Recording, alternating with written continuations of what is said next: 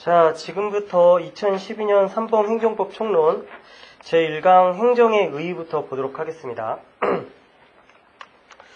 일단 어느 정도의 개요는 이렇게 얘기 드려야 될 것 같은데, 헌법하고 행정법이 좀 많이 다르죠. 헌법 같은 경우는 이제 주로 쓰는 책이 황란기 교재, 이걸로 이제 많이 쓰고, 행정법은 이 삼범 행정법으로 많이 쓰는데, 주요 포인트가 이제 헌법 같은 경우는 양이 좀 적어서 문제고, 요거는 여러분들이 소화하기에는 너무 양이 많다라는 게 문제라는 거죠. 그래서 아마 전번 달에도 그렇게 강의를 했지만 양을 좀 줄여드리는 데 주력할 겁니다. 그래서 시험에 기출문제로 잘 나오지 않는 것들, 또는 앞으로도 그렇게 제가 볼 때는 출제될 가능성이 높지 않는 것들은 과감히 이렇게 패스하거나 아니면 패스한다고 그래도 완전히 툭 넘겨버리기보다는 어느 정도의 맥은 잡아드릴 거예요. 그리고 왜 이런 것들이 출제되지 않는지 이런 것들도 얘기 드릴 것이고, 그 다음에 여기 나오는 기출 판례들 같은 거는 좀 상세히 이렇게 말씀드리도록 하겠습니다.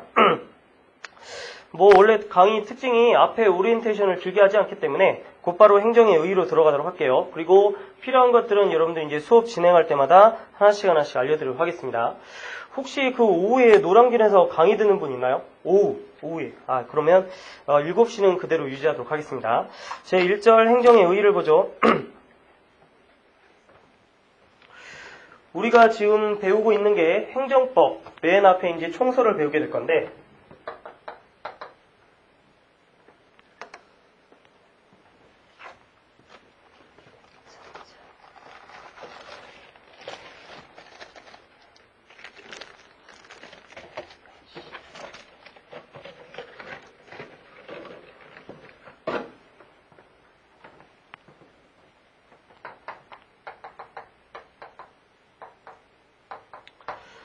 자, 이제 행정법을 배울 건데, 간단히 말씀드려서 요게 뭐고 요게 뭐냐 이렇게 얘기하는 거죠.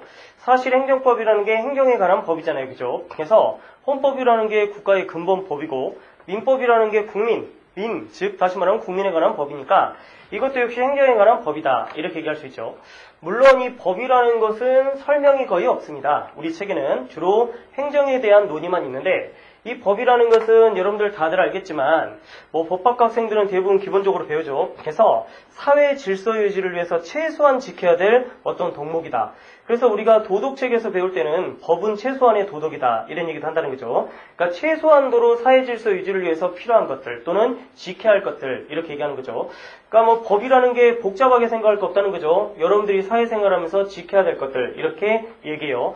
근데 지키긴 지켜야 되는데 어디서 지켜야 되냐면 행정 영역에서 지켜야 될 것, 이것을 우리가 행정법이라고 한다는 거죠. 그러면 행정 영역에서 지킨다라고 했을 때 요 행정이 뭐냐라는 것이 여러분들 책 맨 앞에 나와 있는 행정의 의의다 이렇게 얘기할 수 있죠. 그럼 요 행정은 뭔가 이렇게 하니까 상식적으로 우리가 입법, 그 다음에 행정, 그리고 사법 요렇게는 많이 얘기들 들어봤다는 거죠. 그래서 요것도 아닌 것 같고 요것도 아닌 것 같고 그럼 요건 뭘까 이렇게 생각하는데, 대부분 우리가 이렇게 입법, 행정, 사법이라는 어떤 국가 권력을 나누는 것을 우리가 법률 용어로 뭐라고 그래요? 바로 권력 분립이다 이렇게 얘기하죠. 권력 분립. 그래서 우리 책에도 그렇게 나왔지만 행정을 알려면 기본적으로 권력 분립이 왜 있었고 그 다음에 왜 필요했는가 이것도 우리가 생각할 필요가 있습니다. 그죠? 그래야만 행정이 도대체 왜 분화가 됐느냐 이렇게 생각할 수 있으니까.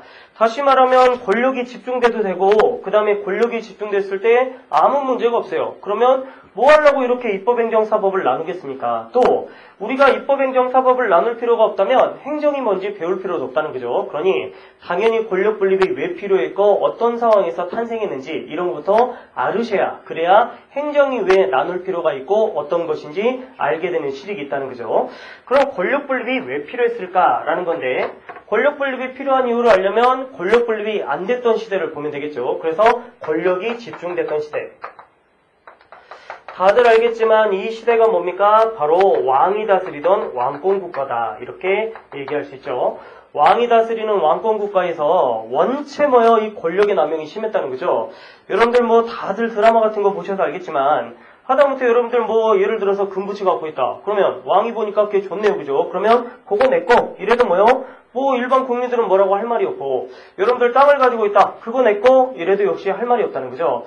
따라서 이런 왕권 시대에서는 국민의 어떤 권리라든지 이런 것들은 전혀 없었죠. 그죠? 그래서 시민혁명이 결국 일어나는데 이 시민계급들이 최소한 우리가 살아봤던 이 왕권 국가가 정말 아름다운 곳이 아니었다는 거죠. 그래서 여러 가지 문제점들을 생각하죠. 도대체 어떻게 하면 이렇게 왕권 국가의 권력 집중 같은 게 생겨갖고 국민을 억압하고 괴롭히는 걸 막을 수 있을까라고 생각을 했는데, 그래서 나온 결론이 권력이 집중되면 항상 뭐다 부패로 이어지고, 이 부패가 결국 뭐요? 우리를 괴롭히는 거다라고 생각하니까 앞으로 우리가 권력을 잡게 되면 어떻게 한다? 이 권력은 찢어놔야 되겠다 이렇게 생각한다는 거죠. 그래서 결국 이제 시민계급이 시민혁명을 통해서 권력이 집중됐을 때 엄청난 남용 같은 게 생겼기 때문에 이를 방지하기 위해서 뭘 얘기해요? 바로 권력 분립을 주장하게 되죠. 그죠? 권력 분립. 그래서 이 권력이라는 걸 크게 세 가지로 나눕니다. 입법, 행정, 사법으로 나눠서, 그래서 뭐요? 권력을 찢어놓고 서로 견제하고 균형을 갖춤으로써, 그래서 결국 뭐다? 한 사람한테 집중되어서 우리가 고통받았던 걸부터 해방돼야 되겠다. 이렇게 해서 결국 이제 행정이라는 게 나타나게 된다는 거죠. 자, 그럼 입법하고 행정하고 사법, 이렇게 세 가지로 보통 이제 우리가 나눠서 얘기하는데, 그런 것들에 대한 뭐요? 이런 전제를 깔고 여러분들이 이제 교재를 한번 보셔야 되겠습니다. 자, 한번 봅시다. 개설. 행정법은 행정의 조직, 작용 및 구제에 관한 국내 공법이다. 그리고 행정은 행정법의 규율 대상이다.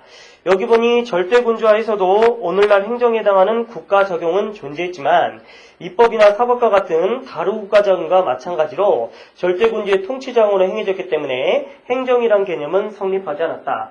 다시 말하면 옛날에 절대왕정에서는 굳이 행정을 나눌 필요가 없었죠. 왜? 내가 모든 권력을 가지고 있으니 그 권력이라는 게 입법이라고 얘기할 필요도 없고 행정이라고 얘기할 필요 없고 그냥 내가 다 가지면 됐다 이렇게 얘기했다는 거죠. 자, 2번에 보니까 권력 분립이 나옵니다. 1번 권력 분립이라는 것은 국민의 자유와 권리를 보장하기 위해서 국가 권력을 입법, 행정, 사법으로 분할하고 이를 별개의 국가기관들에 분산시킴으로써 특정한 개인이나 집단에 집중되지 않도록 하는 구성원리다라고 했죠. 아까도 얘기했지만 이런 것들이 왜 필요하다는 거예요? 결국 집중이 되다 보니까 남용이 생기게 되고 남용이 생기가 국민은 뭐요? 억압당하게 되더라 이렇게 얘기한다는 거죠.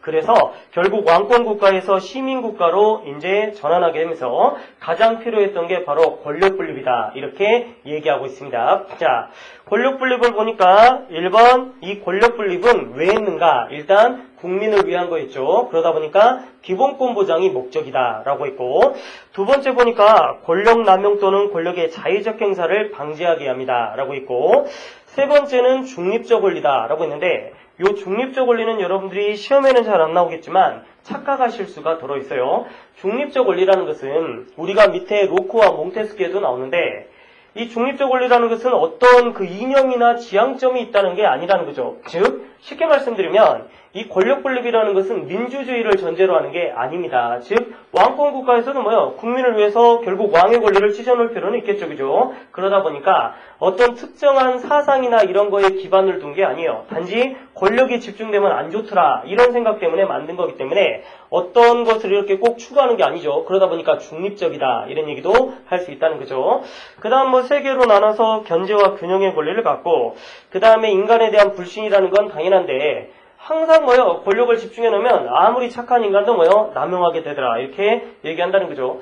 여러분들 지금 서울시장 최고의 그 지지율을 받고 있는 사람이 안철수라는 분이죠. 그죠? 자, 안철수라는 분을 지지하다 보니까 뭐 여러분들은 지지하는 사람도 있고 지지 안 하는 분도 있겠지만 그럼 그 사람이 너무나 뛰어난 사람 같아요. 그러니 여러분들에게 앞으로 뭐요? 그 안철수라는 사람에게 여러분들 생사여탈권도 주고 그 다음 뭐요? 모든 권력을 집중시켰다. 이게 말이 되겠습니까?